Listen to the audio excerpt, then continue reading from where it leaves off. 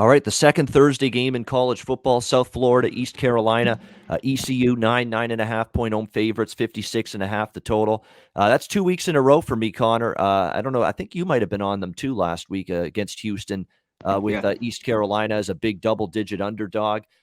Very good effort from ECU. It looked like the game was starting to get away from them. Of course, this game was very late starting, delayed delayed by lightning hours. in the Yeah, area there. So it didn't start till, it was supposed to start 4 p.m. Eastern. It didn't start till after 7 p.m. Eastern. It was a good 3-hour delay. They finally got going, and it was a good back and forth game against a Houston team that was really firing on all cylinders going into that game. Holton Ahlers and the offense rallied in the fourth quarter from a double-digit deficit, and ended up basically going from 24-10 to tie game at 24 with two really good touchdown drives in a row. The game went to overtime, and unfortunately, East Carolina touchdown Houston, but East Carolina gets stuffed. After that, they needed a touchdown. Houston gets the stop on fourth down, and Houston gets the victory 31-24 in that one in overtime. But now we're seeing East Carolina in a different type of point spread role here now, the one that we don't usually like them in as much, laying yes. 9.5, 10 points here in this game against South Florida. And look, South Florida now, they had the bye week. Before the bye week, things have been pretty bad for them. I mean, they got romped by NC State, Florida.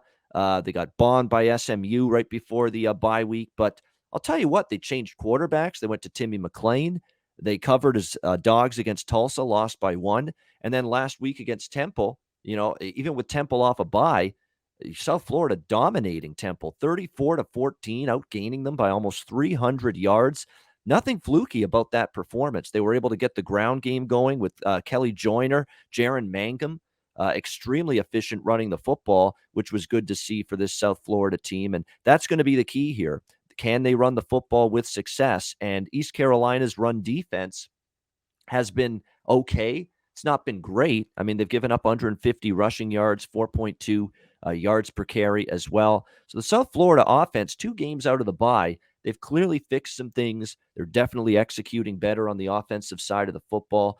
So my first thought in this game is a lean to the over, but maybe I get involved with I haven't considered a bet on South Florida yet this year. I might here in this game. They've certainly got – sometimes with these bad teams, when they come out of the bye week, there's no life, there's no energy, there's no spark. We've clearly seen a spark here from South Florida, and maybe that's enough to keep them competitive here. What do you think, CMAC, USF, ECU? Yeah, it's 2 weeks in a row.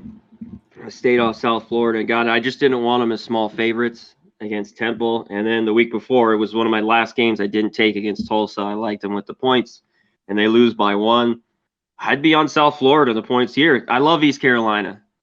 Catching points, small favorite. This has already moved to 9.5. It opened right around 6.5. It might even move a little bit more. I think it stops right about here, maybe 10.5. But I went the points. I think South Florida can stay with them. Ever since the quarterback change that you talked about, they've been able to move the ball. Defense looked pretty good. I mean, against Temple, obviously, not an unreal team. But 34-14 win. I know they got to go to East Carolina. Yeah, I'd only lean with the points and nothing on the total. I think you could get there. I think the number's about right there at 57.